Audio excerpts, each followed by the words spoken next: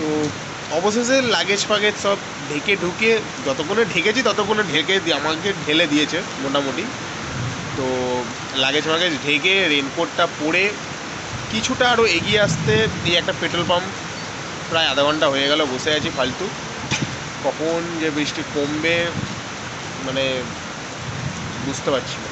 তো জানি না আমি কখন কোথায় গিয়ে পৌঁছাবো। মানে বাড়ি থেকে প্ল্যান করে বেরানোটা একটা আলাদা জিনিস, বাট রাস্তায় সিচুয়েশান তোমাকে কীভাবে এগিয়ে নিয়ে যাবে সেটা একটা আলাদা জিনিস। তো খুব তাড়াতাড়ি বৃষ্টিটা কমুক আর আমি আমার গন্তব্যের দিকে উদ্দেশ্যে বেরিয়ে পড়ি। ভালো লাগছে না, প্রথম দিন বেরিয়ে এই অবস্থা।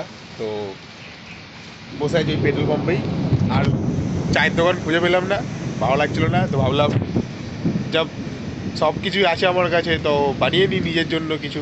তো এক ভাই আমার সঙ্গে দেখা হয়েছে, এই ভাইও আসছে হাওড়া থেকে, যাচ্ছে শিলিগুড়ি। তো ভাইকে বললাম চা খাবে, ভাই বললো হ্যাঁ খাবো। এই যে এসে গেছে। ভাইয়ের এখনো নাম জিজ্ঞাসাই করা হয়নি, কৌশিক শুভম।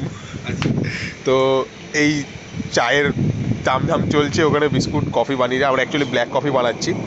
তো ওই ভাই আর আমি খাবো, খেয়ে দিয়ে একটুখানি, অনেকটা কমে গেছে বৃষ্টি, আর একটুখানি কমলে আমরা বেরিয়ে পড়বো। কিন্তু যা অবস্থা করে দিল আমাদের, মাথা এমনিই খারাপ, এত হাওয়া দিচ্ছে, গাড়ি এদিক ওদিক দুলছে। আর যাকে সব বেশি কথা বললে আবার এইগুলো অন্য জায়গায় চলে যাবে, এইসব কথা বেশি বলা যাবে না। তো এই আপডেট আপাতত এখন অবধি। 6টা বেজে গেল, জানি না কখন কি বেরাবো আর কোথায় গিয়ে পৌঁছাবো, ভগবান জানে। তো জল গরম হয়ে গেছে, চাটা খেয়ে নিই, সরি ব্ল্যাক কফি খেয়ে নিই।